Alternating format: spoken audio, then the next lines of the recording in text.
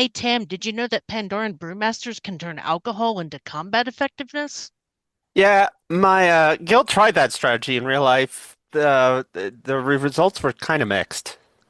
I feel you. I rolled a Pandaran monk because I wanted inner peace. Now I just have inner cooldowns. I know the Shaw are proof that Blizzard looked at anger management and said, "What if it had a health bar?" Yeah, Pandaria taught us an important lesson. That negative emotions are dangerous. Yes, especially when they're attackable and drop loot. I think that the theme of this expansion is that WoW players would rather go in a raid with 24 other people and smack around a sentient angry fart for 30 minutes instead of going to therapy. Yeah, that sounds about right. Also, your mother is so fat, I leveled tailoring from 1 to 600 by making her pants. Hey. They're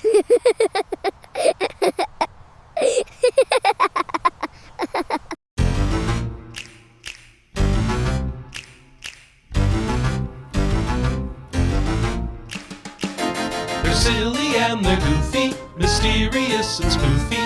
Camco makes them loopy, the Backtrack family. Their podcast is a blast, talk games from the past. They break down every class, the Backtrack family. Beat. Defeat. Complete. They trash things they abhor, and praise things they adore. They never are a bore, the Backtrack family.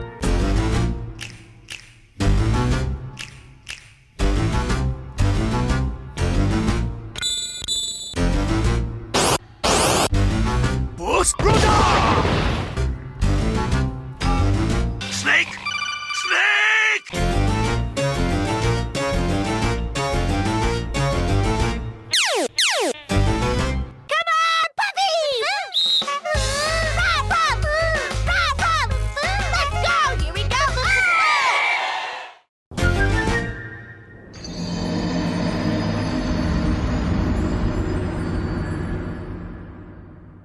Hello, everyone, and welcome to RPG Backtrack, your regular deep dive into your favorite RPGs. We are a production of RPGamer.com, bringing you such fine podcasts like RPG Cast, your weekly RPG news show, Q&A Quest, your RPG feedback show, and us, your bi-weekly RPG nostalgia show. I am your host, Kelly Ryan, and not with me this week, my podcast partner in crime, Matt Mason, is on his summer vacation. I actually met with him on Sunday. We had pizza with his family, and it was very fun. But this is his yearly vacation. This is when we start Matt Mason Out Month, aka MMO month, so that we have an excuse to talk about our favorite MMO expansions. And since this is year 4 of this tradition, we are talking about, well, World of Warcraft, Mists of Pandaria. And I could only wrangle another fellow WoW player, Robert Albright, aka Tam. Hi!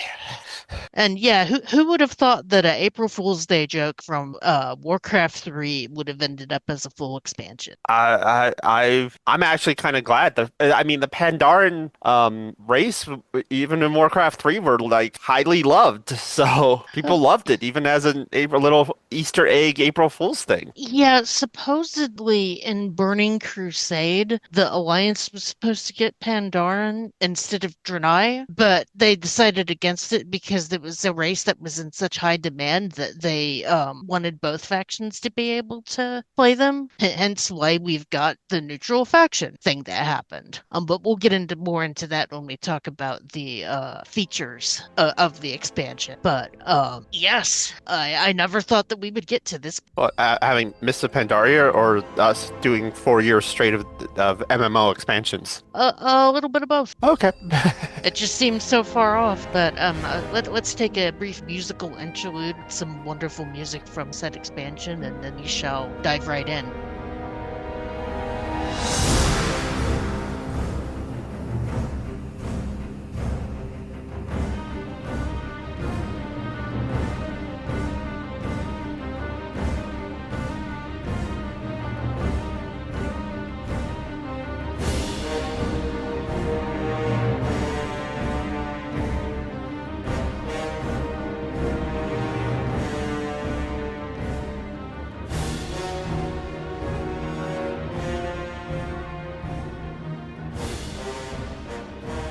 And welcome back to RPG Backtrack, where we are talking about World of Warcraft Mists of Pandaria, WoW's fourth expansion, originally announced on October 21st, 2011 at BlizzCon 2011, and then released on September 15th, 2012. I will never forget when this expansion got an announcement because my husband and I were still working at the same office, and actually no, I'd have to ask him. I can't remember if he had left some point, but I was getting text messages from the announcement throughout the day, and was saying like Mr. Pandaria confirmed, because the name of the show, or the name of the expansion, had leaked, like it tends to because of trademark. Mr. Pandaria, Pandaren monks, or Pandaren new race, new class, Pandaren monks. And then he was reading off the racial abilities for them. It was like bouncy, Pandarans take less damage, and just kind of the amusing little things from that. And then he read off the pet battle thing that they were going to do, start letting you battle with the mini pets like Pokemon. And long before Blizzard sort of made it a meme, I literally was like, are we in the wrong time of year? Is this an April show? Because the whole thing just sounded so not your regular WoW expansion, especially with the pet battles thing. And what's interesting is the pet battle. Let's go over the features, and we can go into depth when we Yeah. get to them more into those features. Yep. So, level cap was raised to 90 from 85. This was when they were still trying to make 5 levels of, was it 80? Yeah, Uh, yeah, because Draenor was one to, no, I'm trying to remember. yeah, it was 80. It was let's see, Burning Crusade was 60 to 70, and then they did 2 expansions where it was 5 levels. Okay, So it would have okay. been 75 to 80. Yeah, because I just remember one expansion kind of, oh, it was Kata, and then Kata screwed that up, right? I'm sorry, I'm switching my expansions around. Yeah, Kata screwed up the 10 level thing. Well, So it wasn't they that it screwed it up. It was going to they want to push these out every year, and that still never happened. Nope. Nope. 2 year thing has kind of become and then of course we get the new continent, Pandaria, with 7 playable zones, 6 dungeon raids, and capitals or faction specific capital areas. Not quite as expansive as the cities we've used to, but I like the temples. They were nice and easy to navigate. Yeah, that honestly, that's one of my favorite things. Even going back to it now, is that they're very easy to navigate and Mhm. know where you're needing to go. Though it is funny when you're used to one faction and you hop on another, and the place is flipped, and you've got to remind yourself of that. I don't know if you ran into that. I don't usually play too much cross faction then. And I'm trying to think if that's been really an issue for me since. I mean, I usually end up going to the wrong side, period, when I Mhm. go back there. Yeah. I always like to play as much as I can on Horde and then switch over to Alliance, because I like to see the story from the other perspective. And this particular one story kind of had wildly different starting experiences depending on if Horde or Alliance. So I definitely to go see that. And I'm pretty sure this was the expansion that I had finally leveled up my Worgen rogue named Riasel. And yeah, there was that. We got the new class, Monk, the leather wearing hybrid class, DPS, healing, and tanking specializations. So Brewmaster was tanking, Mistweave was healing, and Walk was And melee DBS. yeah, I remember people were very excited for Monk as a healer, because at when they first announced it, it was going to be sort of like a heal while DPSing, and I know my wife was actually very excited for that, because she and I had played Ion, which has a class that can do that Mm, and does it fairly well. yeah. And it was a combination of like a buffer and a healer. And yeah, wow, they did not do that very well. Yeah, I remember fans calling it fist weave because of the hybridization of that, and I never played that healing spec. I heard that people that played it really had fun with it, and since then Blizzard has nerfed into Oblivion, so it's mostly just healing now, which I feel like kind of took away a lot of the fun of that class. I Well, did. it's because its output was so low, people wouldn't take it into rates. Yeah, yeah, I didn't realize that it was that bad. It was there were some who could do it very well, but it was not very good at it. But People loved it, yes. I did level up and try to play a brewmaster, and I leveled up a Pandoran brewmaster, an Alliance Pandoran brewmaster, all the way to level cap, tanking dungeons, and I had a blast master just because the rotation was very much gosh, what's the name of it? No, or Black Kick. Gosh, Um, I am gonna butcher all of these abilities so bad. It's been so long, but there was one kick that staggered damage, so that you would basically give yourself a dot, so that it would stagger the damage over time, and you used your brews to remove stacks of the stack. And you could also throw a keg to basically pull mobs and gain aggro, and then use an ability called Breath of Fire to light so the mobs on fire. And basically, the whole spec was just getting into a bar. And it was. I'm going to have fun next year when we talk about Legion with it. But that'll be next year. But yeah, no, I mean the monks class as a whole, even the healings, the DPS. I mean, it's a fun class to play. It was not a race specific class either. Everyone could be it. except goblins and worgen at the time, which made me really sad because the worgen were my favorite alliance race, and I was very upset that you couldn't play a worgen monk. And they only rectified that recent. I don't know if you were aware of that. Aware of it, probably. Remember it? No. Yeah. I do vaguely remember this now because I think the thing was they didn't want the new race because the goblins and morgans were the races from the previous expansion. They didn't want to have them be them. And part of the problem was that the monk had a lot of unique animations, and I don't think that they had implemented any of those animations to Goblin again. And that also had a lot to do with the fact that probably in the background they were working on the new character models that were a huge feature for the next expansion. True. So there's that.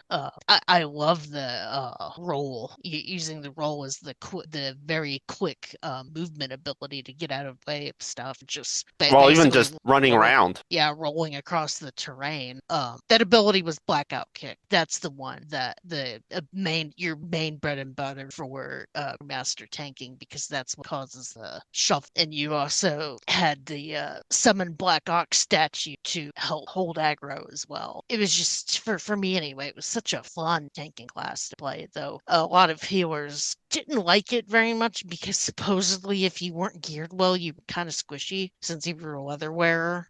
I mostly played that class in leveling dungeons, so I never really noticed nor cared because leveling dungeons were so easy at that point. But I never had the courage to do raid finder tank. So something about tanking in raids just kind of really intimidated me. So I've never taken any tank I've leveled via dungeons into raid. I mean, I have a monk. I did level it up, but I mean, my bread and butter is a Frost Death Knight. That is my bread and butter. Yeah, and my main is Blood Elf Hunter, who I always play first, no matter what. To which this expansion had the really nice looking tiger models that were a lot more high res than some of the ones in the old world, and I still have a couple of those tigers in my stables, though some of them are retired because they were named after real life cats that I lost, and I'll always retire my hunter pets that are named after my real cats. So there's that. And yeah, we got the new race Pandaren, who for the first time was playable by both Alliance and Horde, and they've since taken this out, but you were a neutral faction and you didn't, you could talk to everybody and didn't have to pick until the very end of your starting zone. Where, yeah, you got to pick Alliance or Horde. And it was kind of a neat thing at the time to be able to choose. I Yeah, think, there's actually a very famous player mhm. who, through every expansion, he had a one that was like an herbalist miner who never left the starting zone and actually leveled his way up to max level. I think Double they Agent. do what? His name was Double Agent. Yeah, unfortunately, I think he ended up not with one of the more recent expansions because of a specific change they made.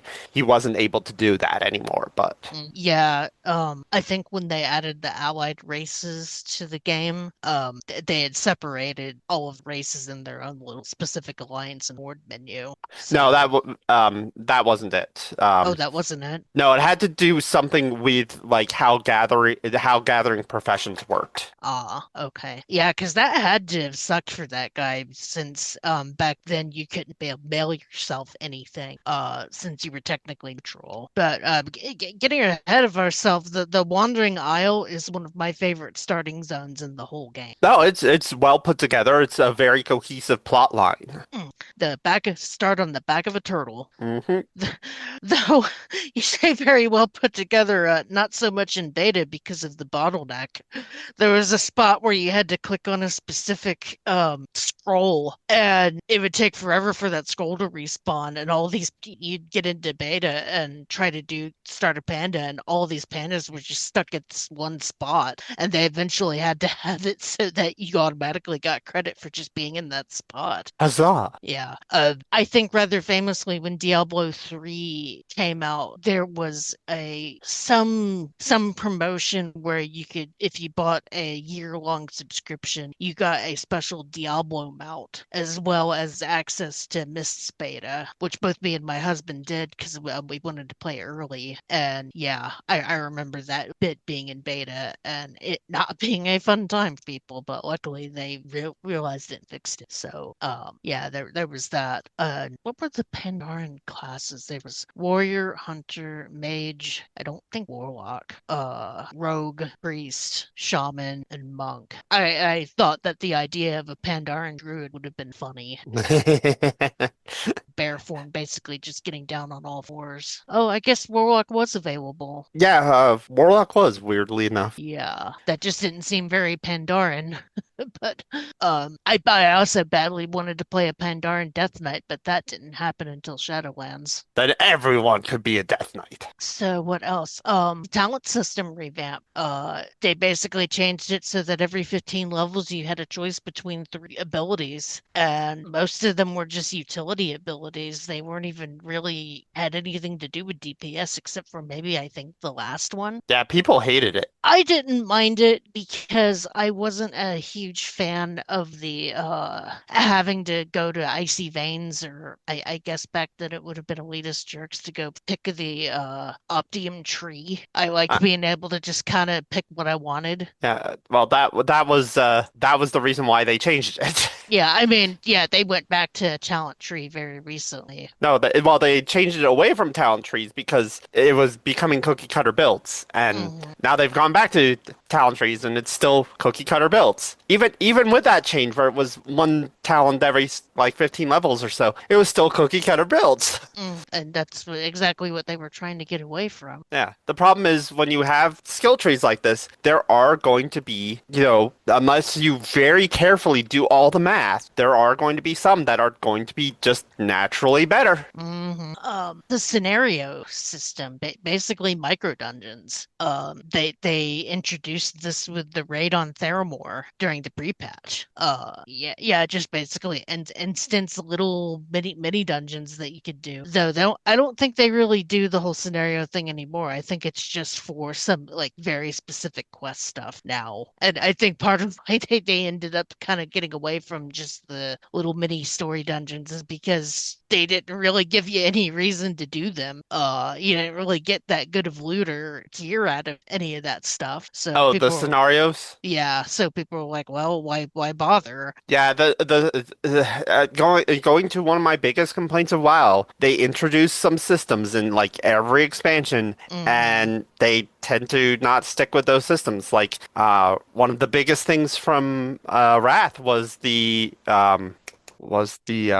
vehicles. Oh yeah. I mean, they even had a whole raid that did them, and then like you get out of Wrath, and they're still there, but they definitely don't use them very much. Yeah, they're not as common as they once were, and I wonder if it was because people got kind of vehicled out during Wrath. Though we'll get into getting burned out about systems in a second. And I liked the idea of mini dungeons, so that if you just wanted to hop in and do one on your lunch break, you could, and you didn't have to worry about having a healer or a tank. They just didn't give enough of an incentive to do any of. Now later on when they did Miss Remix, they kind of incentivized by having some of the item slot rewards that you got in Remix, but that was about it. They also introduced dungeon challenge modes. Is this somewhat of a predecessor to Mythic? Yes. Yeah, because I didn't really do a lot of that stuff. Oh, neither did I. And then we've got the pet battle system, which, oh my God, I got so sucked into. You give Yeah, me a Pokemon minigame, I will put thousands of hours into that. yeah, there were a number of people who really enjoyed that.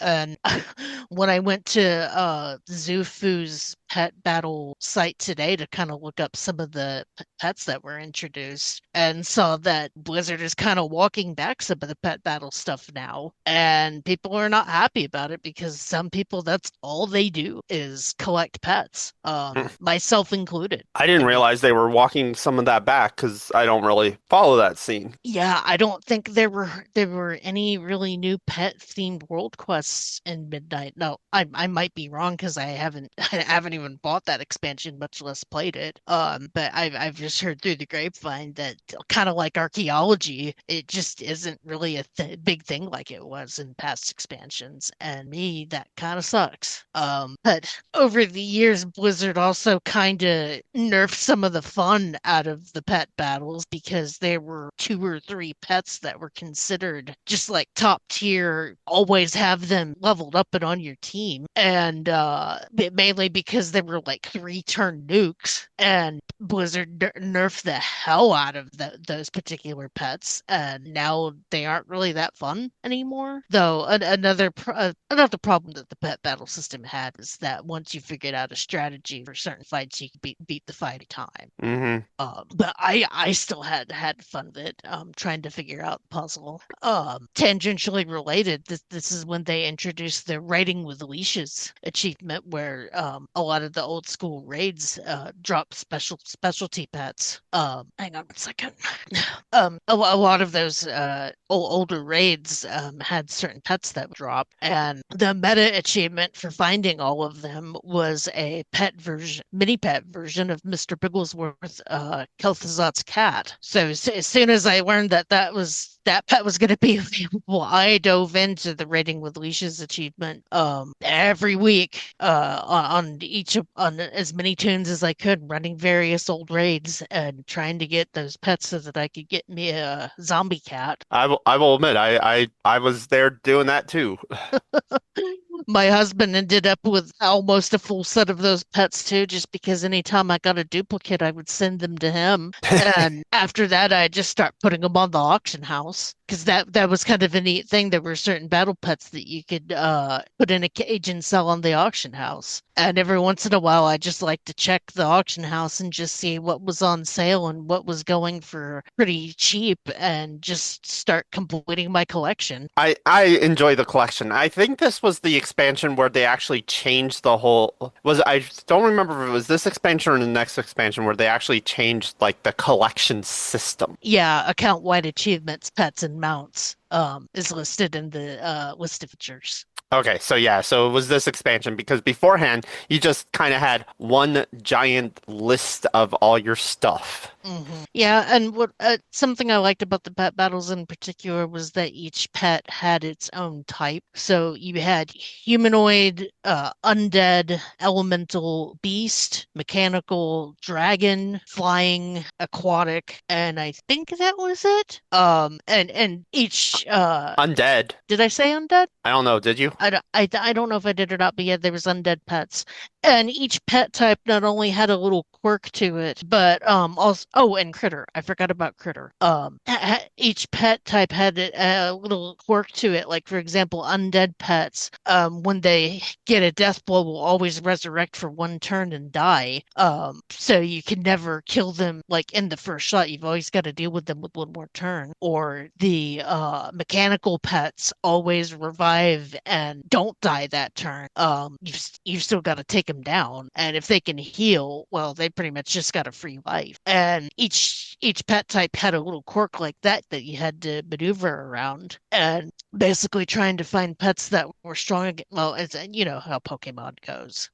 Yeah. I loved that bit of strategy. So, moving on, we've got I mentioned account wide achievements, pets, and mounts. The one interesting thing is the mounts, the ones that were unique to factions sometimes would unlock the equivalent mount on the other faction if you bought Yes. certain ones. Yeah, although they would not count both mounts as as part of your mount collecting achievements. Yeah, and this got very annoying in Legion with some classes that could have more mounts than others, depending on how many mounts were in the class hall. But Yeah, that annoyed me to no ends because like all combined I had like X number of mounts and then like, oh, you only have this many because either they're class restricted or, because you have this one on this side, it gives you this one on the other side, so it doesn't count it twice, and it's very annoying. And mhm. it's still something that's in there today. Yeah, it always drove me nuts on my hunter, but seeing I'm at like 4.99, so I go and either buy a mount or go run something until it drops, and I don't get the achievement. And it's like, why am I not getting the achievement? Oh, because this particular character may be at 4.99, but like my paladin, has certain special mounts that count, and if I log into them, then the achievement will ding. It was just very weird, and it's even worse for some of the mini pet stuff. I don't know how many mini pets I actually have that are considered unique for some of those metas. Well, the pets at least are more just faction side, so it's not as bad as the mounts. Yeah. Area of effect looting. That was a huge deal. Yes, that was. I want to say they took that from Star Wars: The Old Republic because that was a different MMO that had come out around the same time, which hmm introduced a sort of area looting system, which a lot of people really liked. Yeah. I just wish it was a lot larger than it is. I honestly wish that they would go to 14 system where you don't even have to touch the mob at all. Because once you get used to that, it's hard to go back to having to click the mob. Hmm. But see, people like my husband don't like that system because he doesn't think that he gets anything. Or if your chat window is going too fast, you might not see what you looted. So I can kind of see why they haven't implemented anything like that because it can be kind of like did I actually get the drop kind of situation? But hey, I will never go back to non-AoE looting. Especially if you like to farm stuff like I do. So that was a huge thing. I'm gonna skip player farms because we'll talk about that when we get into the zones. Cross realm zones, their solution to not having to shut down servers, just linking them together. Well, they still did some merging Oh, regardless. they did. Yeah. See, I wasn't sure if they had completely shut down some of the extra servers or just linked them together. Yeah, no, they did actually link some servers together still. Ah, okay. But that was a huge deal. That way places didn't didn't seem as dead. Though some people didn't like the system, though I don't remember why. I know that it was complained about. So basically, the difference between merge servers and this crossover stuff it had to do with like if you were on a lower population server, it would just merge people from other servers that were not part of part of your merge server, and you would see just a bunch of people there. Well, on a lower population server, if you're trying to do quests, you would see a bunch of people there also trying to do quests. Mhm. So, that would be the one reason I could think of why people did not like it was because it's like, oh, now I have to actually contend with people for my quests. Yeah, yeah, I could see that because I know some people like to roll on low pop servers just so that they can enjoy solitude. Yep. And then my minor feature, the Black Market Auction House, which had extremely rare items on sale for mostly for gold capped people. Yeah. I don't think I've ever bought anything off of it. Yeah, this is a way for you to buy like the mounts from the card game. Yeah, yeah, I have never seen any card game mounts. At most, I've just seen certain pets from the Argent tournament and certain transmog items that were no longer available. Yeah, so but that was one way for them to introduce stuff that has been removed from the game or not very readily available if you have the money to buy it. I actually have stories about the company that they partnered with for that card game. Huh. Interesting. Yeah, Yeah. so one of my former guildmates actually worked for an accounting firm that worked with that company, Hmm. and I heard some stories. Hmm. I forget. I don't remember which expansion it is. I don't remember who the person was. This was like many years ago. But yeah, apparently that company was making so much money that they were trying to use hookers and blow as write-off, and I'm not joking. Well, that was one way to get nerds like me and my husband to spend ungodly amounts of money on WoW trading cards for the off chance that we would get them out. Or something else. Yeah. My husband did end up getting the giant chicken mount, and I ended up with just a bear, just an off-color bear. I don't even remember the name of it. That was the rarest mount I got, but I did like getting a lot of the pets that came with those. So there's that. But those were all the new features. I'm also pretty sure that this was the patch that got rid of mana for hunters and helped got rid of their minimum range because I remember when the 5.0 patch dropped, I went into Tolbarad for the first time without having to contend with mana or having to kite mobs, and I was like, "Oh my God, this is a literal game changer. I can actually hit things up close." Yeah, I actually knew some hunters specifically who did a lot of PvP who were not happy with the minimum range change. Huh. Well, it's because of the fact they knew how to manipulate minimum range.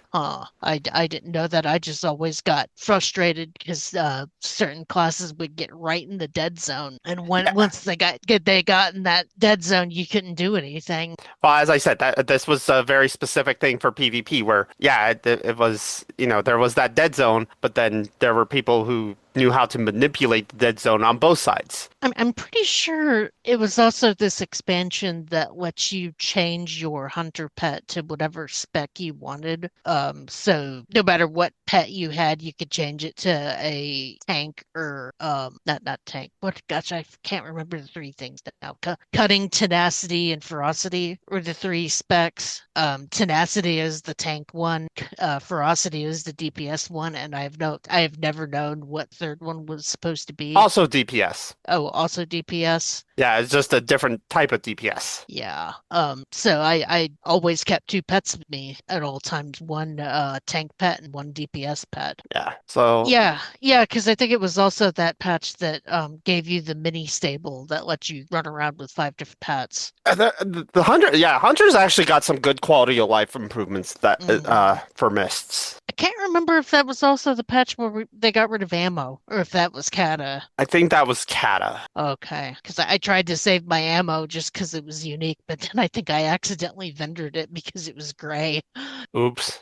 So skipping ahead a little, we've got the di different zones that had popped. We had briefly mentioned the Wandering Isle, the starting zone for all Pandaren.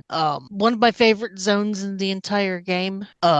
You kind of start out and you're just a trainee, going through the motions, and then some ship crashes into the turtle, and it's a prisoner ship from the Alliance that were carrying a bunch of Horde prisoners, and you go rescue them, and you pull the ship out of the turtle, and the turtle is apparently bleeding from the ship, and that one panda chick kind of yells at you, and I hate that quest because I always want to say to her, "What else were we supposed to do, lady?"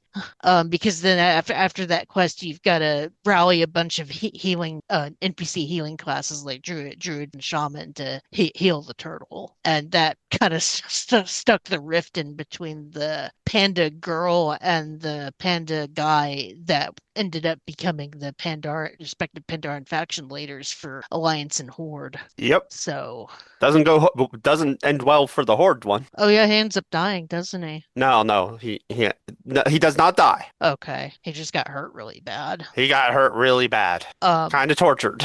Forgot to mention that in the BlizzCon they said from the beginning that Garrosh was going to be the final boss of this expansion, and I remember being kind of annoyed. It's like, why did you say that now? Why don't didn't you let the story kind of build up to that? That's always been one of Blizzard's issues, though, is they lay too many of their cards on the table sometimes. Yeah, I didn't like that reveal. I think that we needed to see for ourselves because we already knew that Garrosh was kind of batshit crazy. I think showing his descent into madness throughout the expansion would have been a better story option. And I don't know, then when they announced the Siege of Orgrimmar raid, that's when they say that yeah, that now we're gonna go take on Garrosh. Yeah, I mean they did do that though. They did actually like show his descent into madness, and wanting to acquire more and more power for the Horde, as the expansion goes on. They do actually show that through some of the quests and events that went on. Like at one point, you're searching for this bell that corrupts things. But they, go. But again, yeah, they laid out their cards. Oh yeah, the last boss is going to be this. Well, thanks, Blizzard. Let's where are we at with this? Okay, yeah. This was and then this was the expansion with the worst content drought in the game. Because I had to remember my personal timeline because I was leaving for my honeymoon the week that Siege of Orgrimmar Raid Finder wing opened because I was mad that I wasn't going to get to play it right away, but that was probably a good thing because that raid kind of sucked for newbies. And then I was remembering, oh yeah, we moved into our house, and it was literally like a year later before Warlords of Draenor came out because I was leveling alts like crazy during that whole time period. Was it like 18 months or a Yeah, full it was. year? Yeah, it was around for a very long time, and it was people really burned out. This was really where you saw that Blizzard really just was starting to lose it because it was. I mean, it was like 18 months of just Siege of Orgrimmar. Yeah, and it wasn't like now where they would do something fun in between, like a remix or a plunder store or something like that to kind of fill the time. Generally, Nope. we'll get into that just slightly more when we talk about Warlords. Because, okay, spoiler alert, that time wasn't working on quality stuff. But you start as far as the Pandaria campaign, you start out in the Jade Forest. the Horde starts on the north side and the Alliance starts on the south side. And I thought that that was one of the coolest ways to introduce an expansion because, you get shot down in an airship, you do the landfall thing, you get in a fight with the Alliance, and I think it's Nazgrim sort of has a freak out. It's like, oh my God, Garrosh is gonna kill me. What am I gonna do? And he gets like really upset and is about to go full Shaw. And that's when a Pandaren monk steps in and kind of pulls the Shawness out of him and is like, he says something to the effect of like, you have to control your emotions in this place. And that's when the Pandaren get used to you. And that kind of moment where that happens on the Alliance side just isn't as epic as it is on our side, unfortunately. Like a guy kind of freaks out, but it isn't the. No, it wasn't Garrosh. No, I'm sorry. I think it was Nazgrim. Yeah, Guys, Nazgrim. yeah, the guy said that Garrosh was gonna kill him because he had screwed up a mission, and he's freaking out. And that's when Pandaren show up. And I appreciated that each zone in this expansion kind of had its own little storyline that wraps up at the end, really epic cutscene. Because the storyline in this one was throughout the entire zone, they're kind of talking about rebuilding the Jade Serpent statue, and I'm thinking to myself, well, this Jade Serpent statue has 3 days left till retirement. Because yeah, it gets wrecked, and it's kind of sad. And when the Jade Serpent kind of flies you to the next area, she's kind of talking about how disappointed she is in you, and you feel bad. So bad. But Jade Forest is a really beautiful zone to start you out in. Lots of bamboo and cherry blossom trees, and some really cool architecture. Some of the temples and cities and stuff. I mean, the story may have lost the point, but like the area designers did an amazing job with this expansion. I will say that. Because the next area you end up in is the Valley of Four Winds, which is the lush farmland area, and that's where you meet with Chin and Lily Stormstout, and basically kind of follow them on their adventures to bring back Stormstout Brewery. And you meet with the farmers at Half Hill Market and kind of do some quests with them. That's where you meet. I think his name is Mudbug, the kind of really farmer guy that runs And around. you unlocked Harvest Moon. Yeah. That was an interesting feature because, people have been clamoring for player housing for a while. And this felt like a half compromise because you get a little shack to hang out in. And you can even unlock something that lets you have a Hearthstone in that particular shack. But it's not a player house. But yet your little farm is still phased like it's a player house. And you literally, like, if you want to, can grow rocks for your various professions. And my God, I had my own little Ponzi scheme where I was making bank with this expansion because I had all sorts of alts growing the minerals, and then I would send them to my jewel crafter to process them into gems, and then would send them to those. Wait, I would send some of them to my transmuter to transmute a bunch of those gems into the most profitable ones, and then stick those profitable ones on the auction house. And this was when they had made it so that you could do the auction house from phone. And I just remember setting that stuff all up in the morning,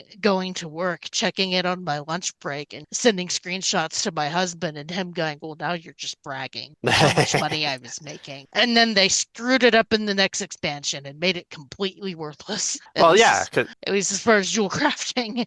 yeah. I mean that's kind of WoW's MO is like they put something really cool in one expansion and it's just completely worthless next expansion. Oh, God, I was so rich this expansion. And this was the expansion I did get serious about my jewel crafting because they had added a bunch of jeweled panther mounts that were really expensive, and I managed to make them all. One of them where you had to make one of each of the other colors and combine them all together to make the jeweled onyx panther. And I managed to make those 4 colored panthers twice just so that I could do that. That was a lot of growing rocks and transmuting and farming and selling gems on the auction house to be able to afford that. Damn it, I did it, and I got my jeweled panthers. But I feel like oh, go ahead. I did not bother with that, but I will get into that next year. Yeah.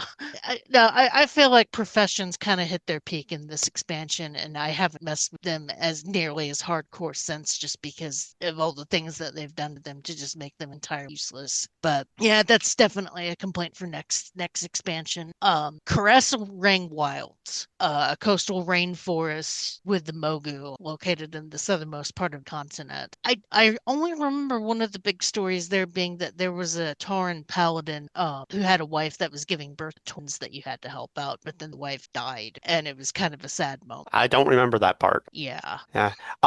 This was, yeah, it was like a paladin versus druid thing was the main storyline for that area. Mhm. And like some ancient relic that they were trying to find or something. I usually went north instead of doing Kasarang Wilds. Yeah, because I feel like midway through Valley of the Four Winds, you have these monk disciples that all go off in their directions, and one of them goes south to Karasarang, and then one of them goes north to Kunlai Summit. Yeah, Kunlun Summit was the one I usually did. But I know at first I wanted to do all the zones for the meta, so I just followed everything south. And I forgot to mention that on the Alliance side, your impetus for going to Pandaria is that a ship with Varian's son gets shot down or gets shipwrecked. Who in the cutscene they call the White Pawn, and Varian has a freak out. I also forgot to mention the reason why Pandaria is available now is because during the Cataclysm,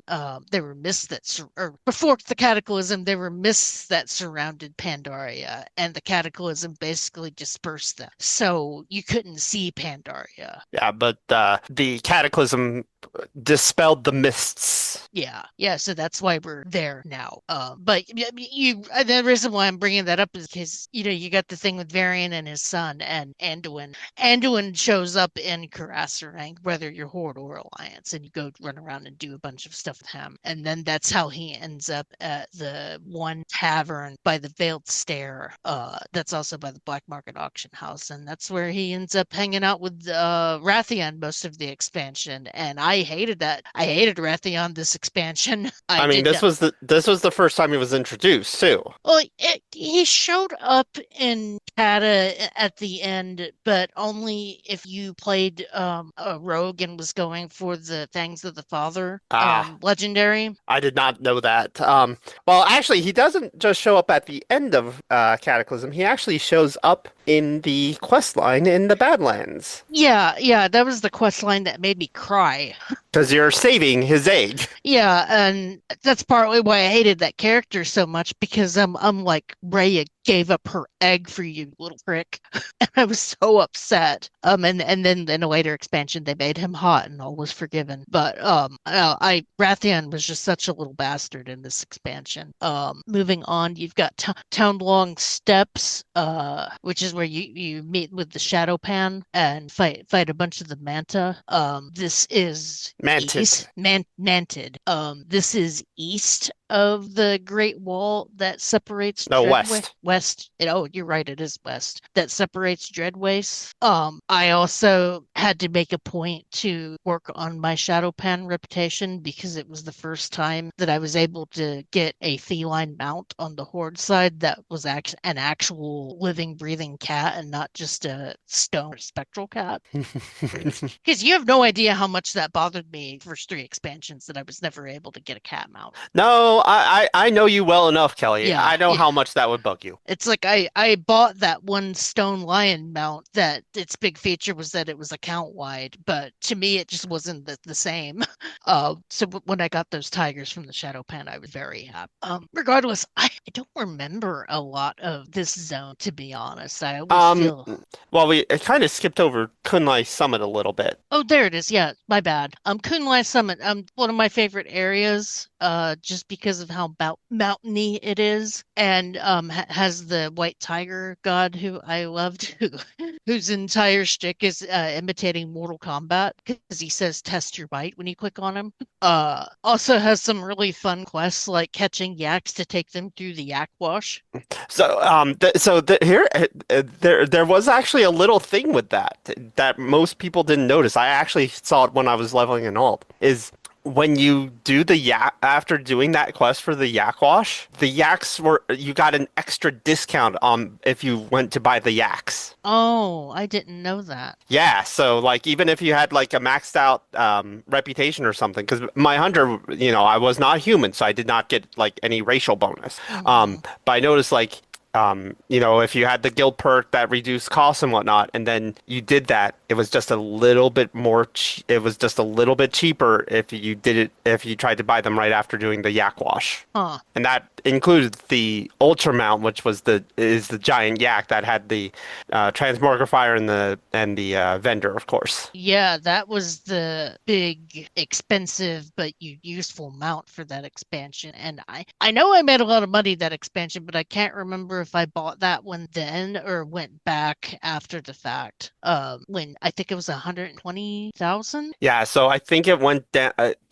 I forget how much I saw it for but yeah, you got just a little bit of an extra discount, and there's no indication for this or how long it lasts. But after you do that whole yak questline thing, the Kunlai Summit's also another area with with farms, mostly like the wheat, like grains farms there. But this was also the first zone that you actually saw the effects of the shawl actually precluding the area that wasn't due to some mess up of yours. Yeah, there was a world boss there. I think it was the Shaw of Anger. Yes, yeah, because it had been sealed in the summit of Kunlai, and one of uh, the quest line there took you to the summit into the temple, and the Shaw of Anger had been released, and then it escapes, Mm. and then it became the world boss of Kunlai Summit. And then you would go to Town Long Steps to try and stop, because the Mantid were invading. The Mantid and Pandarians, have been fighting for a long time, and that's actually part of the Shadowpan's thing is to stop invaders, but basically fighting the Mantid. And you actually see them fighting the Mantid and another race that were basically an offshoot of the Tauren. Yongle. The Yongle, yeah, which is another Tauren race. It is an actual legit Tauren race, but they're not as civilized. Yeah, I'm sad we've never got a bunch of the only Tauren variant we ever got, the Moose Tauren, because I liked the Yongle design. They were very yacky. Yeah. Well, I mean, I'm still sad we haven't gotten Tonka. the Jinyu, Oh, the Jinyu, yeah. which is a legit alliance race. Yeah, for the longest time there were rumors that Jinyu and Hosen gonna be allied races, but I don't think that ever happened. Or Yeah, they've obviously never that never followed through with happened. it, but they are legit allied races for the Horde and the Alliance. Mm. And the Jinyu are just I'm spacing the name. Murlocs.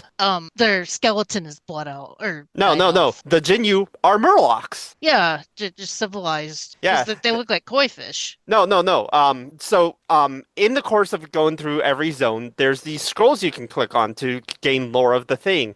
And then if you get to the Valley of the Four, not the Four Winds, what's the one in the center? The Oh, Veil of Eternal Blossom. yeah. Above the throne of Mogushan Palace, there's like this little vault area, and you can turn them into the lore walker, and he will recite the lore. And one of them is like, "Oh yes, this race," and you see these little like Murlocs coming in. They bathed in the golden waters, and then you see them grow up from Murlocs into the Jinyu. So throughout this expansion, I was like, "Where are the Murlocs?" Like every expansion has Murlocs somewhere or something Hmm. very similar to Murlocs. This expansion didn't have it, and then boom, the Okay, Jinyu were the Murlocs. because I watched all of those little skits that you got from those scrolls, and I did not remember that. But I'm not saying I don't believe you. It's just somehow I missed that. I enjoyed a lot of those skits. Because we've been kind of focusing on the zones. We didn't mention that a major NPC in this expansion is a character called Lord Walker Cho, who's voiced by Jim Cummings, and it's the most soothing Jim Cummings voice you will ever hear outside of Winnie the to the point where when I watch older cartoons that he's in, like Rescue Rescue Rangers or Teenage Mutant Ninja Turtles, he shows up. That's all I hear is Lord Walker Cho. But yeah, that little, I think that faction is called Lord Walkers, and Yes. and you go to their little library, and they have all kinds of cool things to click on, and yeah, that's where you can see the little skits, and I think later on that's where you can go to do LFR on your own. No. Oh, Where's L it isn't? is it? I thought that there were NPCs that let you queue for solo LFR Yeah, there. no, I'm trying to think I don't think no, it is there. It is there. Yeah. Because I run a lot of LFR because I collect a lot of the transmogs. Yeah, so do I. What else? So we talked about Liontown Long Steps. Vale of Eternal Blossoms, that's kind of the center hub area that opens when you finish Kundlai Summit in a very beautiful cutscene. Because I guess the Vale has been closed for centuries for reasons I cannot remember. I You, it was like a sacred ground. That's yeah, all I remember. and spoiler alert, it gets trashed. And not only in this expansion. But yeah, and multiple expansions, which sucks because it was one of my favorite zones. But yeah, that's where your two temples that are faction hub areas are, and it's a lot of dailies that kind of come in that spot. Yeah, and I think that just leaves the Dread Wastes, which is kind of the crapsack area of this expansion. I feel like every expansion has at least one that's just completely devastated. Because in Burning Crusade, it was Nether Storm. In Lich King, it was Ice Crown. I don't know which one to consider it in Kata, since Kata's zone kind of For what now? The last zone? for just having a yeah, well, yeah, having the last zone just be devastated, because the Dread Waste is where you are allying with the Mantid for reasons that I can't remember, and you're trying to wake up all of them Yeah. a reason. That is a plot line. Yeah. Yeah, so in the last zone, you're joining the Mantid, a rebel faction of Mantid, to fight the Mantid. Okay. And Yeah. don't they end up betraying you? No, they are. So the overarching storyline of the expansion had to do was a combination of Garrosh being wanting a horde, like Hmm. a horde of old, strong, beat down everybody type of horde. The horde that invaded Azeroth, basically. Yeah. That's Yeah. his idea of the horde, and the Shah, Mm. which the Shah were basically what now? Old gods. Yeah, remnants of an old god that fell apart. That was destroyed and turned into Seven Shaw. And so basically the Mantid, what are they? The Anuban, the spider people. They're basically the spider people. They are a race that was given sentience by an old god, which is the one that the Shaw turned into. Yasharl, I think, is its name, I Yeah, want to say. Isharg or something. I don't care.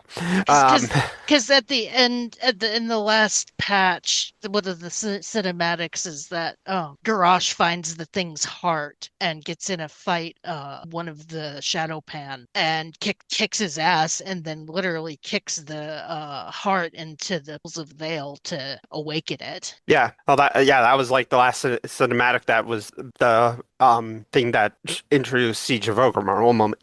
Yeah, because you started that raid into Vale, ended up in War. Yeah.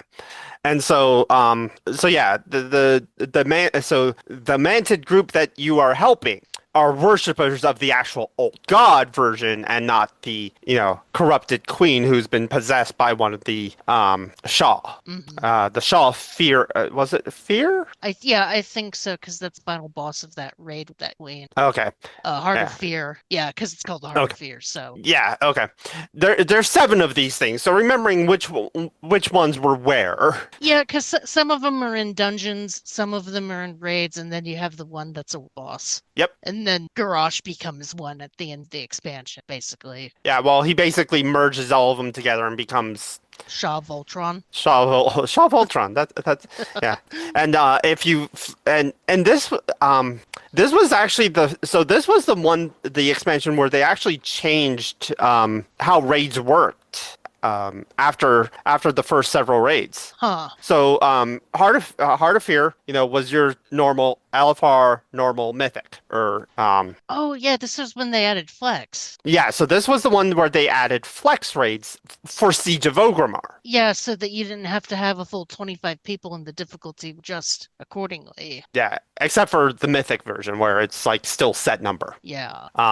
So that was very interesting because of the fact and this actually pisses me off as a raid farmer is all the ones until Siege of Orgrimmar outside of looking for raid. You have to pick a difficulty, and you're locked in on that difficulty. Yeah, because I usually try to do the hardest one since that kind of gives the most and the best loot. 25 man heroic. Well, so it's not 25 man or 10 man, so that doesn't matter Okay. for some of the older ones. I'm But sorry, I'm thinking ICC. yeah, you're thinking ICC.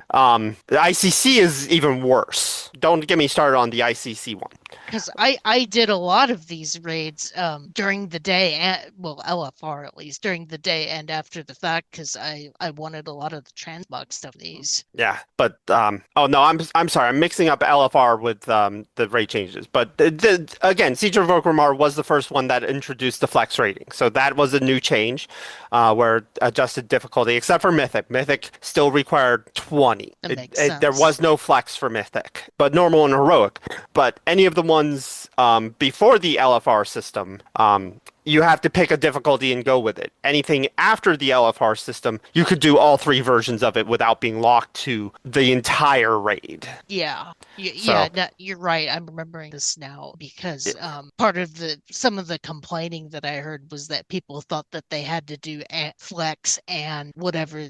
I think flex and normal because they were two different. If I'm remembering. No, it was just the amount of loot that dropped. Okay, I noticed that there were people complaining about flex reasons, but I mean, wow, people complain about everything in this game. Yeah, it was because like say you had the difficulty was not fully based on how many you took in. There was like ranges, so like 10 to 14 was one range. So that's more the issue. I see. Oh, and that was all of the base zones.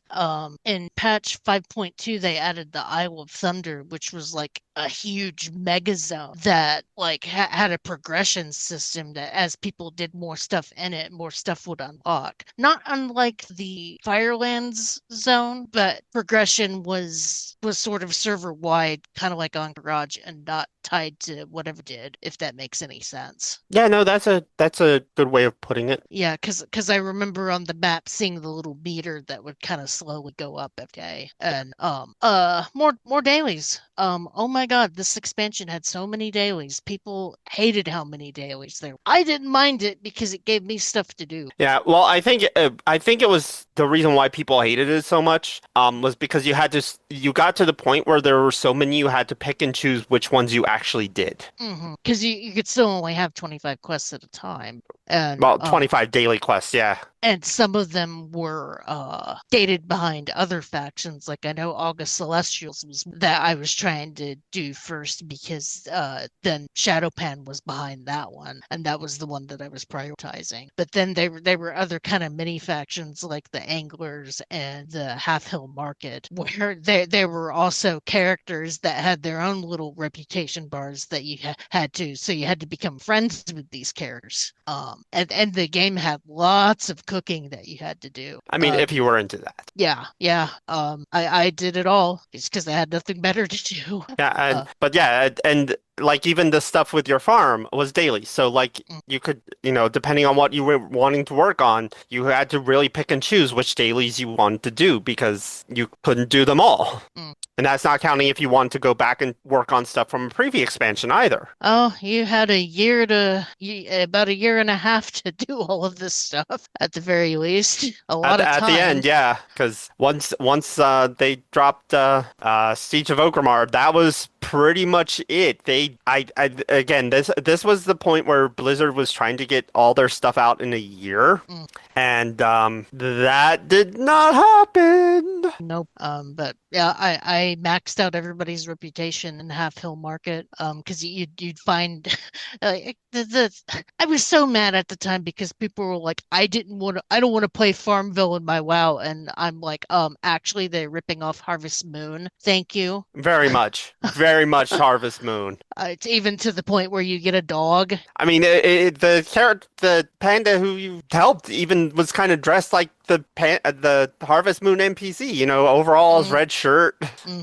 But I love that quest line though, just because it really did kind of make you feel like you were part of one big happy family. After you raised up all of their reputations and they all cast their vote. I forgot to mention the ending cinematic of that particular area where every NPC you meet along the way kind of gathers together for like one big fight against the mantid that are coming over the wall that gets partially destroyed. And it is one of the most epic moments that I have ever played in a video game, just because of, everybody coming together to fight this one big threat to save their homeland. Like some of the personal stories in this particular expansion are just some of the best writing that I think WoW has ever done. I've I don't think it's some of the best, but it was better than Cataclysm. Yeah, yeah.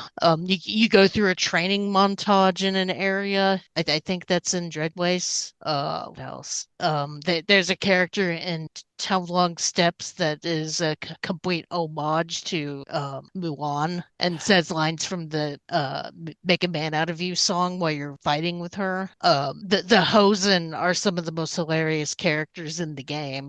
Talking about those ook and dukers. I'm not sure how much they're. I got so lost in their talk because it's like I don't know if they're talking about poop, or more poop. Yeah. Yeah, I love that particular quest line because there was one quest where like, no, you're too good for poop quests. We'll take care of that for you, making fun of the fact that every expansion up until that point has had poop quests.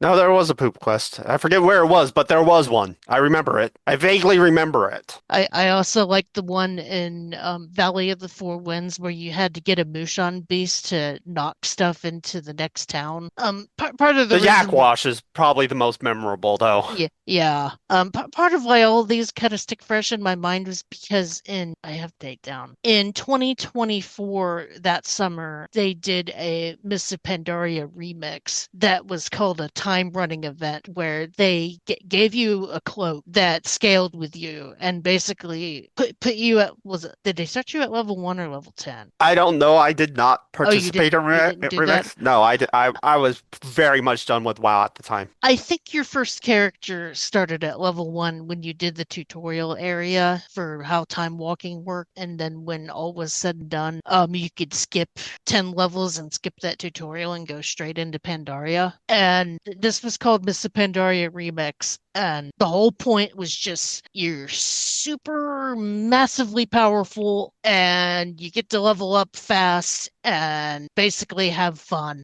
playing through mists again. And you got all kinds of cool rewards like cool these really are a bunch of variations of the mounts that already existed, including some of the ones that like only variants of ones that only dropped from like mythic siege, because you leveled so fast and because this cloak scaled with you, you could be ridiculously powerful. So in most of the raids that you didn't even have to worry about queuing as a tank or a healer because you're going so fast. You didn't even have time to worry about that stuff. It was such a fun throwback to Miss, and the fact that you got to be overpowered and get all of these cool rewards while doing this was such a fun thing. And then I said, I hope they do this for Legion, and then they did it for Legion, and I never touched it because I was done with WoW at that point. The new expansion is pretty good. That's what I've heard. I've had no desire to play it because I've had single player stuff that I've wanted to play. Yeah. Some of it Backtrack. So, Oh, I forgot to mention you get to raise a cloud serpent, a Eastern dragon to be a mount. And the best part is that you get to race them. And this was before the dragon riding thing. yeah, no, that was one of the factions, and some of the actual special rewards from the dungeons and mount drops from the raids were variations of those. Because I got one that was like a starry version of a cloud serpent from a raid. Yeah, so they also added later in 5.2 not just the Isle of Thunder but also the Isle of Giants, Mm. which Oh was yeah, ba that was where you could t if you were a hunter, you could go tame dinosaurs. Yep. Go tame dinosaurs and get like a specific like dinosaur mount if you collected enough bones from the island. And one of the world bosses was there too, Undasta. Yeah, I never went there, and I don't know why. I think I just got busy with other stuff and trying to do Isle of the Thunder. Isle of Thunder. Yeah, actually, that was interesting. 5.2, they introduced two world bosses. Yeah, because isn't the other one Oolong or not? I might be blanking on now. It was the Thunder Serpent that's on the Isle of Thunder, yes. Yeah, that one. And we forgot to mention one last zone because it was one of the last zones released, the Timeless Isle. That is a weird zone. It was kind of supposed to be a run around and explore stuff zone. You couldn't fly. There were lots of it basically kind of set the stage for a lot of how WoW is today, where there's lots of secrets you can find, lots of rares to kill for mounts and other treasures, and you're kind of meant to just take it in and explore it. Yeah, I remember the one of the big things for that was there was an area of the Timeless Isle you could only get to if you had a legendary cloak Yeah. to get to the world boss that was there, which is a design choice. Yeah, because that particular legendary cloak was something that came from Wrathion that you Yeah, and it was received. something you sort of worked on throughout the entire expansion, which was kind of a cool idea. Yeah, I thought it was cool. And there was four versions of the cloak, one for basically each main talent or main stats. So there was like a tanking cloak, there was a DPS cloak, there was a healing cloak, and then there was a casting DPS cloak. But I really liked that idea, and they kind of carried that idea forward with a lot of different things, like the artifact weapon in Legion, or I think there was a legendary ring Yeah, in Draenor. yeah, more so the legendary ring. Mm. Legion, they did not really do that, but we'll get into that when we talk about Legion in 2 years. But the interesting thing about the Timeless Isle was that they said that that's how they were going to try to approach zone design going forward. And that was kind of an interesting little omen that came true in the next expansion in an interesting way that pissed a lot of people off, including myself, to tease our next WoW show in a year. What else was there? I thought that there were some what am I trying to say? I felt like 5.1 and 5.3 were kind of nothing burger patches compared to the Thunder King patch, 5.2, and the Siege of Orgrimmar patch because they really didn't add a whole lot. They added stuff that was giving context for the story, but yeah, there was not like actually a lot to them. Yeah, because Vaughn and I both kind of did those two little factions that opened up, and were both kind of like, well, that's it. This patch kind of sucks. An interesting thing the Timeless Isle did was had one of the first pet battle tournaments that I was all in. There was an interesting chain of you level up these pets to level up these pets to hopefully let you get an edge with this tournament. And that's how pet battling was ever since. And to this day, some of the pets from the raiding with leashes achievement for that first raiding with leashes are still considered some of the best battle pets in the game. Particularly the Chromius, Hmm. who had a very devastating combo with Howl and Arcane Blast that could pretty much nuke most teams. And then the Noobish Idol, which, while not very high damaging, could last a very long time against certain fights. Because it had an ability called Sandstorm that really buffed it against certain types of creatures. Yeah, so yeah, like Mists of Pandaria, a lot of people were actually pissed off about this expansion when it first announced. Yeah, they thought that WoW was going soft. They didn't like a lot of the UI stuff that changed, like the pop-up windows that would show talking heads, because they said that took them out of combat, or rather took them out of the role-playing experience. I thought that complaint was kind of dumb, to be honest. Yeah, well, the talent trees was the big one. Mm. Yeah. So, I'm not sure what else was really added to this expansion from this. So, I think that's pretty much the overview. Yeah, as far as availability, I mean, obviously all the stuff is still in the game, but if you want the authentic experience, Miss Classic is going on now. I'm curious if they're gonna do Warlords Classic or if they want to reopen that canons, I mean, at this point, they've kind of set es- themselves up. established a pattern. Yeah. Yeah.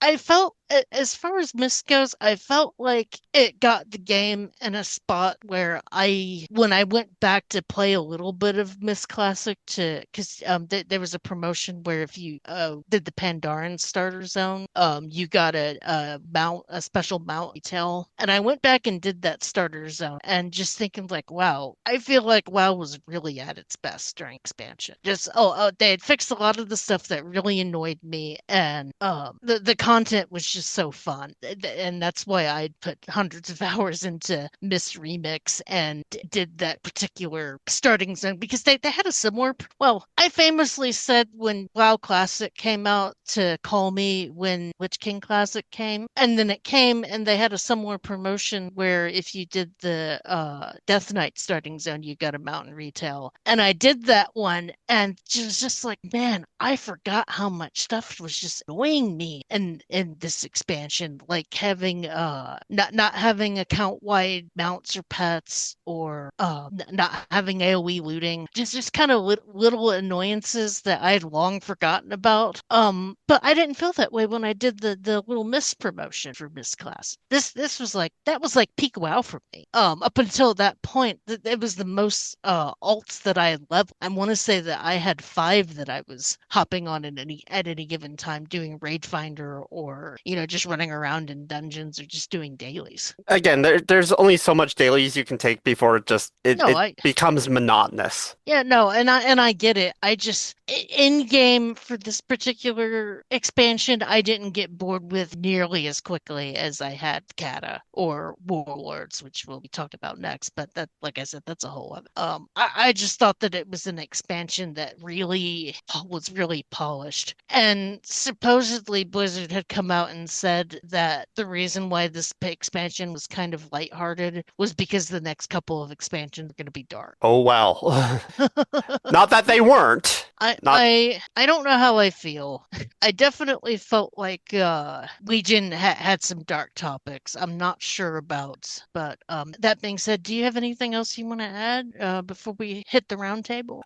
this expansion also followed into their pattern of releasing books related to it that fill in a lot of plot holes that lead into the next expansions, and I was not happy with that, of course. Yeah, because I didn't touch a lot of those books, especially that one that really like you had to read to understand what was going on, which yeah, I thought was kind of dumb. And Yeah, because you had the one for the stuff that was happening in regards to Proudmoore and that city, and then you also had the one that was the bridge between this expansion and Warlords. and yeah, that plot line was like some major crap going on in between expansions. Let's just say that Garrosh has plot armor, or rather, at the end of this expansion, one of the characters, I think it is Varian, was gonna kill Garrosh, and what is the name of that panda character? The main panda character from the Shadow Pinch. I keep wanting to call him Shang Tsung, and that's not it. Shadow Terranzu. He was like, no, Garrosh has to answer for his crimes. And spoiler alert, he never does. No, he does. He does. Well, he has a trial, but never goes to jail or whatever happens to him. Yeah, the game gets all timey-wimey after this. I mean, it wasn't timey-wimey before. No, you're right. It was Yeah. just even worse. So, but yeah, that's I think most of the major stuff for Mhm. gameplay Yep. and plot. Yep. Still one of my favorite expansions expansions of all time. It's a beautiful expansion. Like I definitely enjoyed Panda. It wasn't like I don't think it was a great expansion, but it was not as bad as a lot of people really make it out to be. I mean, I liked the lighthearted stuff and the beautiful scenery and the fact that it was a very whimsy expansion. Put it that way. I know that there are people out there that want WoW to be grimdark and always the heavy metal aesthetic, but I think there's room for some Z game that was definitely this expansion. And the Kung Fu Panda jokes just got old. I'm like, you guys realize that Pandaren were around before that movie was a thing, right? This was a joke from the I RTS mean, it's still games. a joke. Yeah. And I still have some of my panda characters to this day.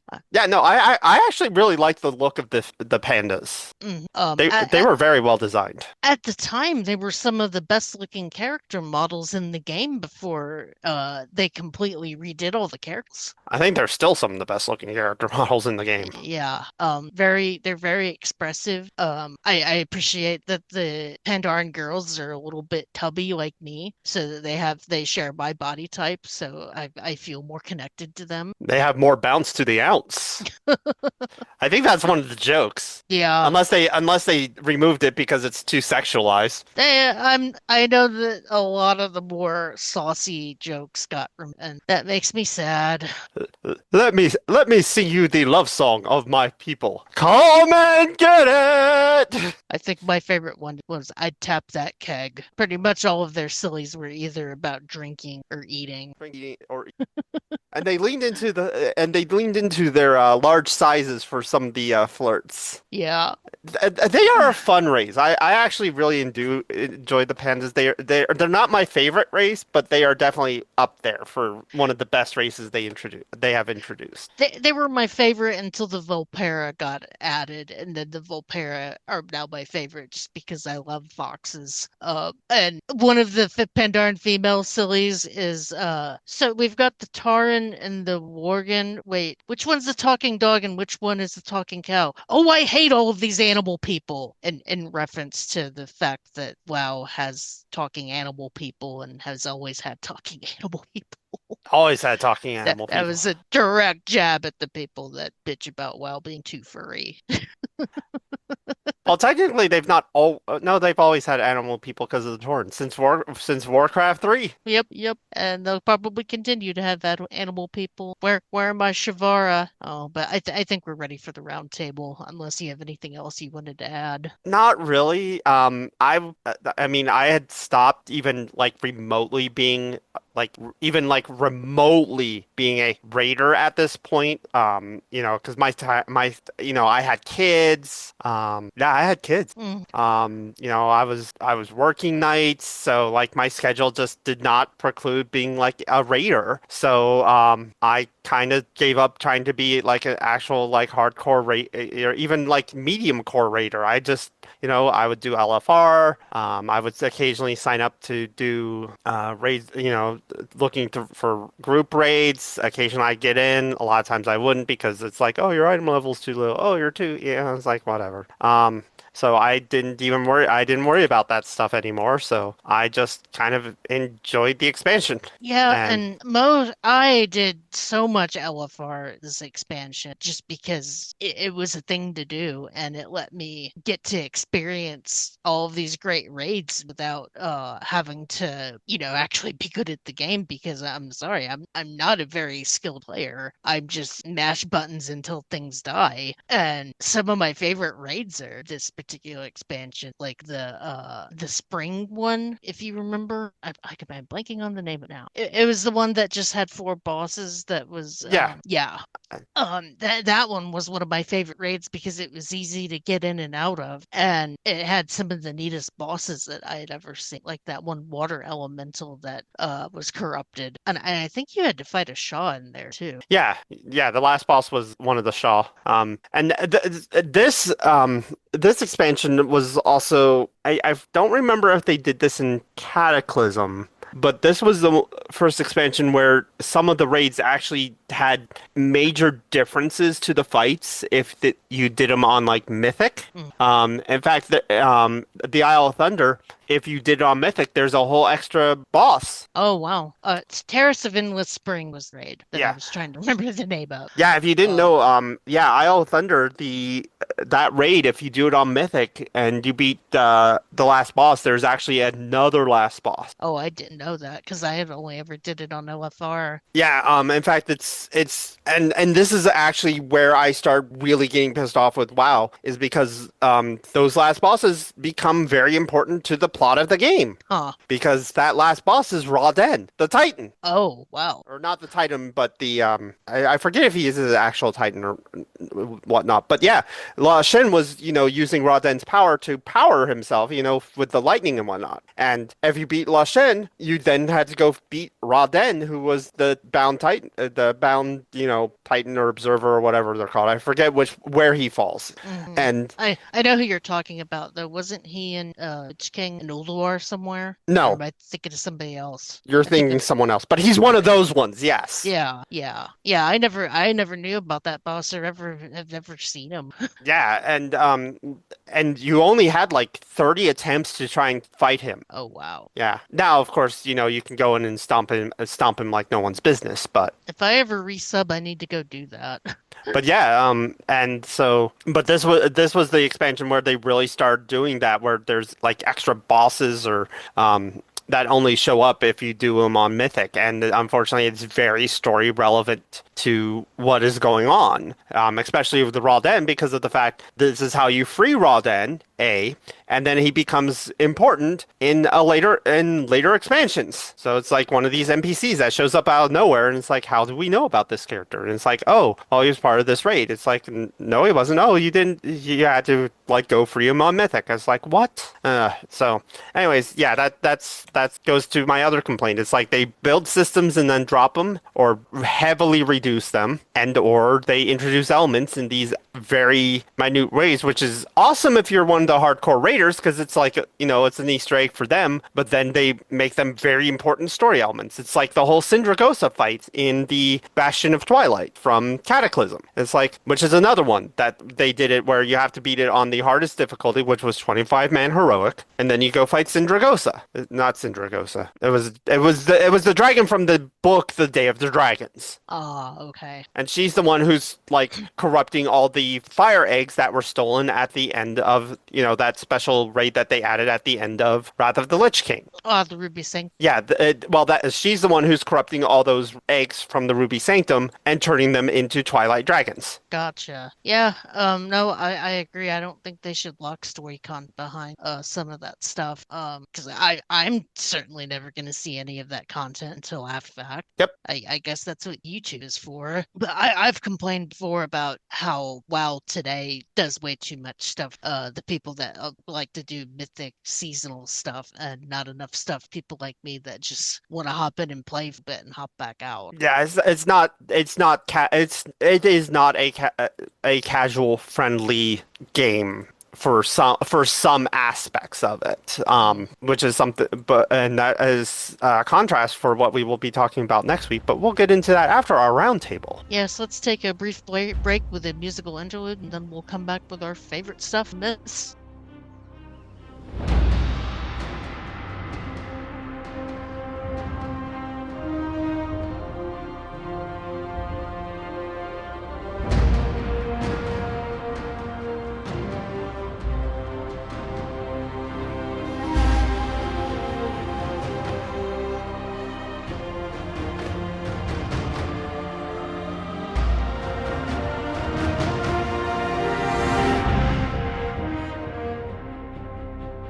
And welcome back to RPG Backtrack, where we are now getting into the roundtable, our thoughts, our feelings, our memories. Like I always like to ask, did you have a favorite moment in the game? I honestly loved seeing Chen Stormstout, I want to say. And him and his niece traveling around through the different zones. That was always fun for me. Yeah, when you first meet her and Lily Stormstout, and she says, "Wow, these people are funny funny looking. And Chen goes, well, to them, you're the funny looking one. It's just such a cute little interaction since Lily is a little kid. And Uh, I've heard that Lily has an adult model now. oh, I haven't noticed. Yeah, I don't know where she is in Midnight, but that's Well, what I've heard. I know that one of the I'll have to go looking because I want a next sub because of the fact I am through to current content on Midnight. Mm. But I do know that they've actually, we've seen over time that they have grown characters up. Like Varian has had or not Varian, but Varian's son has had like three different models. Yep. Um, The little kid that you get as an apprentice for cooking in this expansion becomes a very infamous character in subsequent expansions. yeah, for cooking. Infamous for cooking. Yeah, like Um, Nomi, how did you light wine on fire? Ooh, Legion spoilers. That well, actually, I think BFA spoiler, but never mind. yeah. As far So but just the interactions between like them was always fun. Where because she's very serious and Chen is very go with the flow. when she follows you around during a couple of quests and just is so knowledgeable about how games work. When she's like, "Hey, there's a waterfall. There's always treasure behind the waterfall." I don't know if there's treasure behind that particular waterfall. I have two funniest moments. A favorite moment and a funniest moment. My favorite moment is when you meet Chen Stormstout for the first time, and he always talks about what race you are, and kind of goes into, kind of says unique things about whatever race you happen to be at the time. I think this is only for the Horde, by the way, because there's a completely different interaction with the Alliance. But just the fact that like, oh, you're a Tauren, you're a proud and noble people. I thought was like such a neat touch. And you go meet with him and learn about Pandaria's history, and he learns about your history, and it's just such. I love Lore Walker Show. Spoiler for my favorite character, but as far as the funniest moment, it's in Valley of the Four Winds when you're dealing with one of the farmers who had vermin come and steal their fruits, and vermin are like this game's sort of Murlocs since they're kind of like an annoying little scraggly little rabbit types, and they stole a bunch of vegetables. And vermin don't like turnips, and they were using the turnips as punching bags and just beating the shit out of them. And then for some reason, you turn the corner to because it's where the quest marker is, and you see all these watermelon flags and them floating in the river, and they're racing them like boats. And for some reason, that made me laugh my ass off. And then you get the fruits and vegetables, and you take them back to the farmer, and the quest text says, farmer so and so sees the bruised turnips and the soaking wet watermelons and says, "What the hell happened to these?" And that just put me in hysterics. Something about that flavor text just cracked me the hell up. I mean, that whole zone is full of funny quests like that, but that one in particular just had me in hysterics. And uh, the vermin were the vermin are a creature. they're so funny. But yeah, Lore Walker Cho is my favorite character in this expansion because every time he showed up just since then, it's just made me endlessly happy. My personal favorite going to funny moments is one of the first raids, Mogushan Vaults. You're actually following Lore Walker Cho through the raid, and at one point he gets distracted and he goes off and he starts reading these scrolls, and then like these ghosts appear, and you start fighting all these ghost monsters while he's just is in the background being like, "Oh, they're talking about this emperor," and you're like, so he's off, just reading scrolls, and there's chaos going around on behind him, basically. Oh, an honorable mention for funniest moment is at the end of Storm Stout Brewery when one member of the Storm Stout family is kind of going crazy trying to brew beer, and he's just rattling off nonsense, throwing things into the pot and making these beer elementals that you've got a fight. And I'll never forget, I always kind of chuckle when he yells, Peppers! Yes, For some yes, reason. yes, yes, yes. No, no, yes, yes. Peppers! It's the oh, and the little Hosen dance party. That's the first fight. That's also pretty hilarious. That whole dungeon is actually pretty hilarious. That hold on. Yeah, you're fighting through a brewery that is on, and then like at the end of it, it's like, Uncle, what are you doing? It's like, I am making the perfect brew. What are you talking about? The place is on fire. Running into having to fight a vermin that summons other vermin that you have to bonk with a hammer. It is a wild dungeon. Yeah. So do you have a favorite character at all? Oh, I mean, it's hard to narrow down. Lord Walker Cho's great. Chen and Lily Stormstout's great. There's a lot of really good characters from this expansion. Yeah, I like Chin and Lily too. I have a Chin Stormstout plush that my husband got me for Christmas one year. That's kind of special to me. Yeah, so many memorable characters in this expansion. The Jade Witch that turns people into jade statues, which that section of the game is basically a horror movie. I didn't like those weird withered. I don't know what they were called. That they were like had one eye and kind of looked like scarecrows. I didn't like those mobs. Those creep me out. Oh, the weird plant, the like anorexic treants. Yeah, something like that. They were really creepy. I mean, there was the weird. I didn't like the weird beholder head type of boss from. Oh God, I could never get that, but the maze part of that boss fight right. I always died. Yeah, that the maze fight. I finally got it right a few times. Of course, now I can go in and just raffle stomp it Mm. on Mythic. I'm not. I like the game is powerful enough now. You can basically do that whole dungeon on Mythic. I also liked that one fight against the giant bug where you had to shoot at it or you had to DPS its legs and stay out from underneath it. Yeah, that's also that. Some of the boss fights were very unique. Mm. They did try and like make some of the boss fights more interesting than just tank and spanks. Yeah. And which is I mean, unfortunately, we'll get into this more in the next in an expansion to where this begins to make issues. So, but Did you have a favorite zone? um, I really liked the Jade Forest, the very first zone. I mean, a lot of the zones were very nice overall in the expansion, but I really liked the first zone. You know, it was green, it was lush, it was very colorful. Because my favorite zone ended up being the Valley of Four Winds.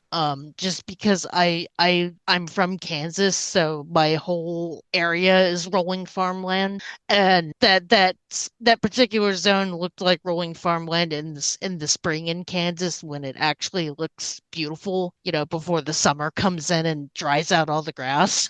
I just think that that's a really beautiful zone with lots of really neat topography, and it's one of my favorite zones to level in because of all the cute little humor and just stuff that happens. Runner up goes to Isle of Thunder just because of how unique that particular zone was For the time. for the time. Definitely felt epic. And do you have any memories tied to this game at all? Well, as I mentioned, so this came out in what, 2012, 20. Yep. Yeah. So this was a month and a half before my oldest son was born, and this was 1 month before I started my current job. Hmm. So those are my memories tied to this game. Well, like I said, I remember being very disappointed that Siege of Orgrimmar was coming out the week of my honeymoon. Just because it's like, dang it, I want to get into that raid. Because I liked. I mean, I was so into this whole expansion that I wanted to play everything new right off the bat. But obviously my honeymoon's the better choice. I wasn't gonna skip that. Just wow, it was gonna be there when I got back. Plus, when I felt like that week, people still hadn't figured out how to run that raid anyway, because it was like months before I finally got to take a shot at Garrosh. Because we kept getting stuck on the General Nazgrim fight for whatever reason. General Nazgûl was not an easy. This is the start of where you start seeing the issue that WoW had until the very most recent expansion, because they finally banned it, or not banned it, but changed how UI interaction works with mods. Is Hmm. there was basically an arms race between deadly boss mods and WoW for fights, and they literally started designing fights around add-ons. Okay, so I guess you couldn't see cooldowns properly in that fight if you were using DBM, is what you're saying? No, no. That's not what I'm saying. Basically, the game designed all of its boss fights around players using add-ons. Oh, okay. So if you didn't use DBM, you were screwed to fight. Basically any fight. In fact, there's one fight specifically from Shadowlands where they made the fight where DBM can't even assist with it because it has a random attack pattern. Oh, okay. So there was literally an arms race between DBM and WoW to try and make the fights work, and it just this was where you start seeing that, and this is where I really got fed up with the rating scene in World of Warcraft, was because of the fact it's like, oh, you have to have DBM, you have to have this, you have to have this other thing. It's like, I just want one of the reasons why I like Final Fantasy XIV's raids is because you do not need to have well, mods aren't allowed. There are Hmm. mods that exist, and there are even some that can be used in fights. But Because yeah, I had a point to make, and I mostly use DBM to help me not stand in crap because I'm the uh, type I'll be just DPSing away and not notice that floor is on fire. there's a different mod for that, and that's called GTFO. Yeah, I think I use that. You're Yeah. right. But that's one thing I like about Final Fantasy 14 is that if there's bad on the ground, they telegraph it very clearly, with nice big red stuff. Not so much if you're doing like the high end rating, but that's a different discussion. So. Still, it's a much better job at with WoW, especially since with WoW, I feel like I don't know what I can stand in and what I can't just because of that. Whereas 14 makes it extremely clear. Red bad, blue good to a degree. But yeah, I think that's my most prominent memory. I was being disappointed. I kind of told some of my other memories, like checking my auction house and sending screenshots to my husband of how much money I made that day and how he got at me. That kind of stuff. I have a lot of these tied miss because it was It was around your probably, honeymoon yeah, I was probably the most and your happy. wedding. Yep. Because I had made my cake topper for our wedding cake at Tarn at a Butt since that was our tunes because I wanted to have a dirty cake top, and that Tarn and Butt Elf still rest on the shelf in my dining room this very day in a shadow box. Miss one of my favorite decks like this already. Now in 2 weeks, I've heard that this Final Fantasy 14 is a lot of people's favorites. Endwalker. It depends on who you ask. I've heard the story is, Yes, but anyways, yes, 2 weeks will be Endwalker, and I will be back to rant. and we'll have Noodle on. Hopefully we won't go a few days straight. Though, I might have you guys do what I did with the WoW sheet, where you put a feature zones and maybe talk about some of those, and just kind of do a very brief story sum, because I know that particular story is wrapping up like many expansions. Yes. So, but yeah, that being said, thank you, Tam, for hanging out with me tonight. I could talk Miss for hours because of how awesome it was. No, it's been fun. Mists, as I said, it's not a lot of people that may not have liked Mists at the time, but I think it's still one of the better expansions they have made I, overall. But put it this way, my research today, just kind of going back into it, reading all the stuff, was like, oh yeah, I remember that. Oh my God, I love this expansion so much. I got so nostalgic. I want a mop remix too. But preemptive thank you to Platy for editing while on vacation. We love you very much, Platy, and thank you for all you for us. And of course, thank you to the listener for hanging out with us. Tune in a pair of weeks where we're going to talk about Final Fantasy 14 Endwalk. Have a good rest of your week, and we shall talk to you later. Bye, everybody. Bye bye.